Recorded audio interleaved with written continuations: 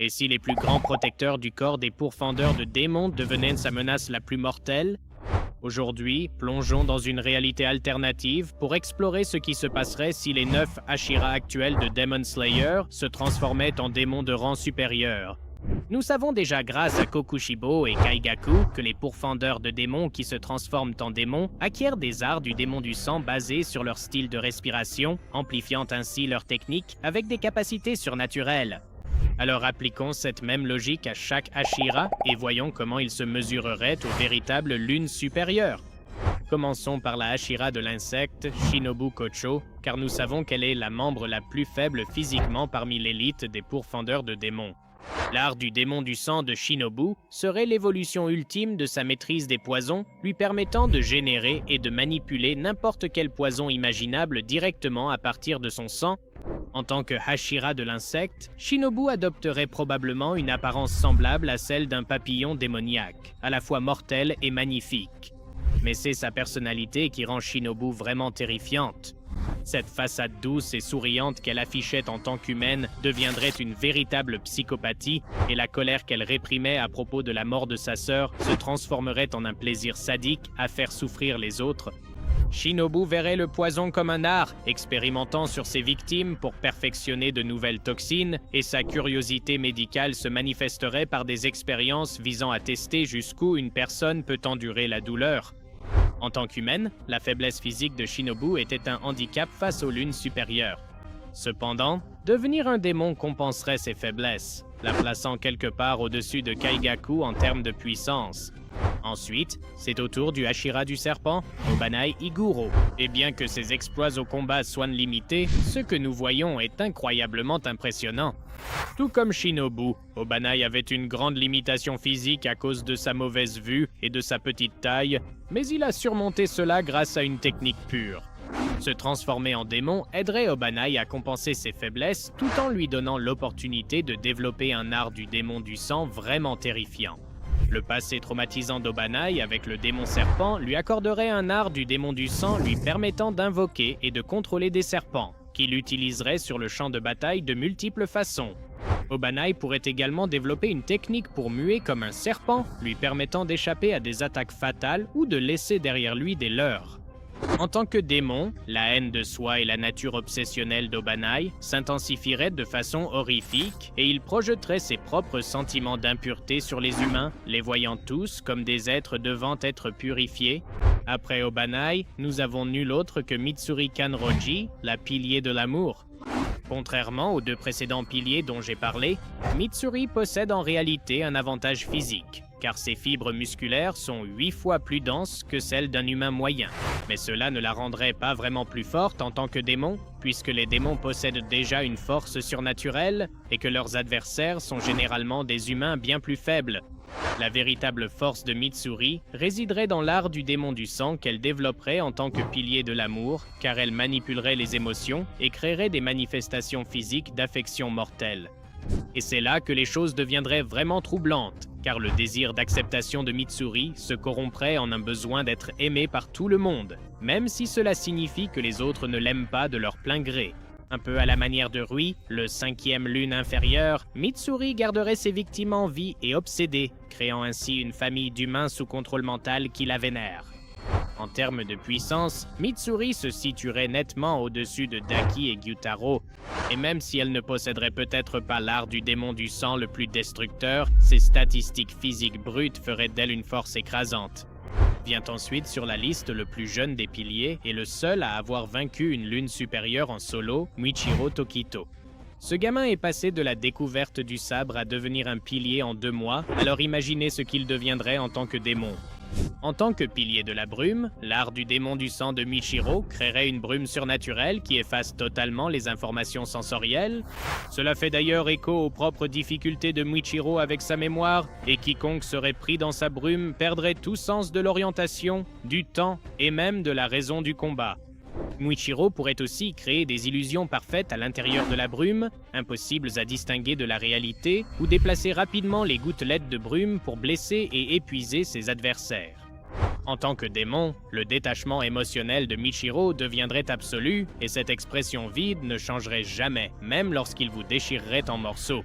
Il considérerait le fait de tuer comme une simple tâche de plus, exécutant les pourfendeurs de démons avec la même efficacité mécanique qu'il le faisait avec les démons. Michiro a vaincu Gyoko après avoir éveillé sa marque, prouvant qu'il est capable de gérer des menaces du niveau de la Lune supérieure 5. Son héritage génétique confère également à Michiro un potentiel incroyable, donc il serait sans aucun doute supérieur à Gyoko et probablement au même niveau que Han Penghu en termes de puissance, mais avec énormément de marge de progression. Le pilier du son, Tengen Uzui, se situe au milieu du classement, puisqu'il est le premier pilier à avoir réellement survécu à un combat contre une lune supérieure. Ce qui est vraiment intéressant ici, c'est le passé de Tengen en tant que shinobi.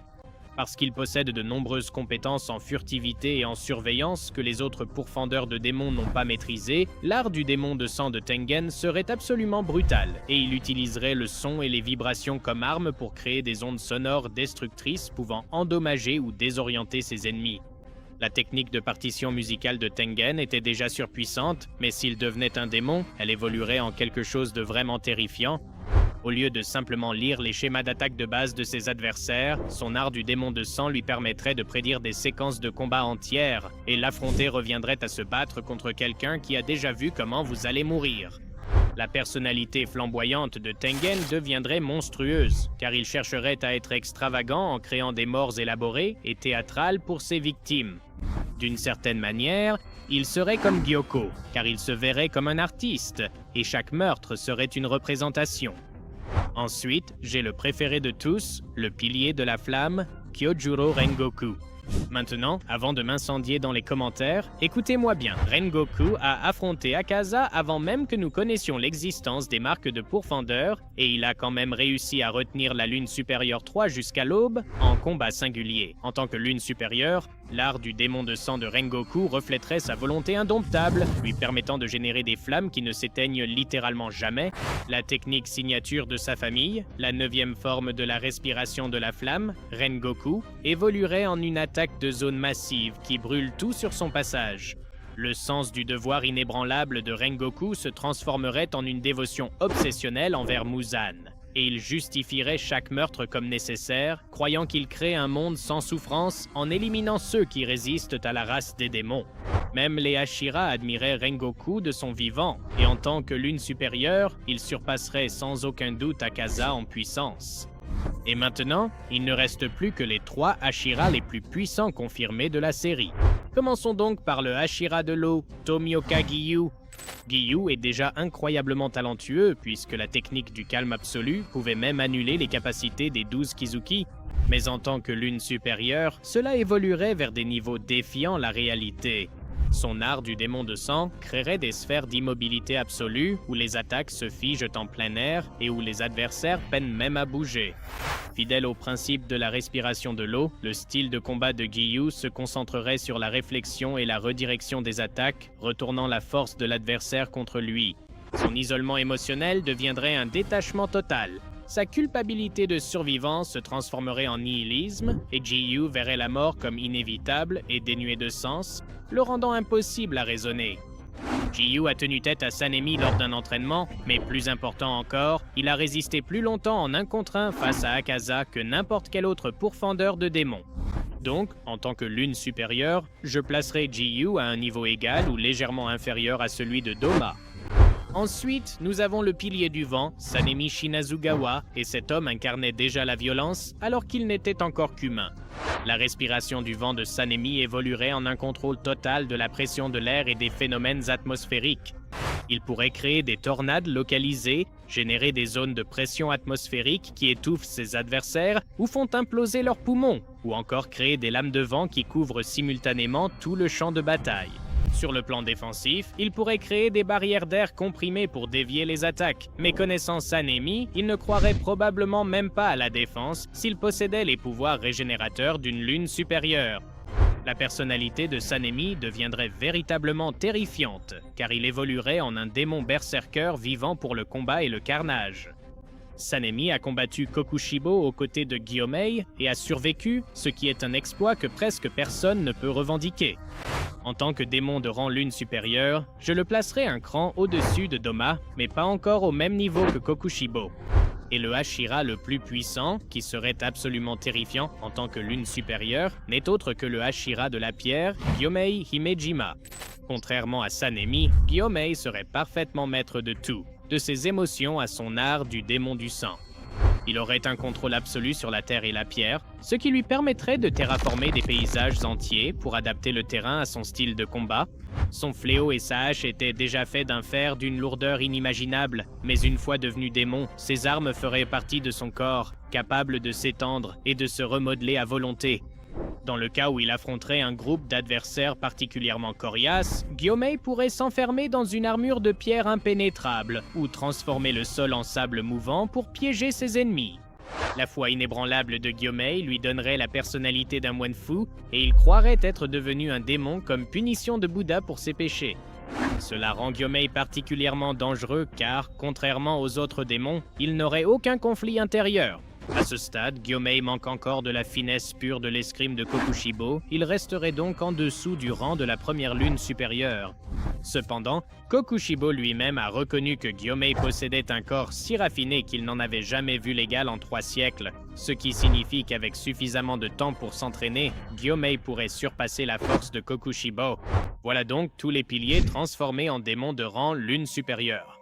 En classeriez-vous certains différemment? Comme toujours, n'oubliez pas de liker et de vous abonner pour ne jamais manquer une autre vidéo incroyable sur Demon Slayer.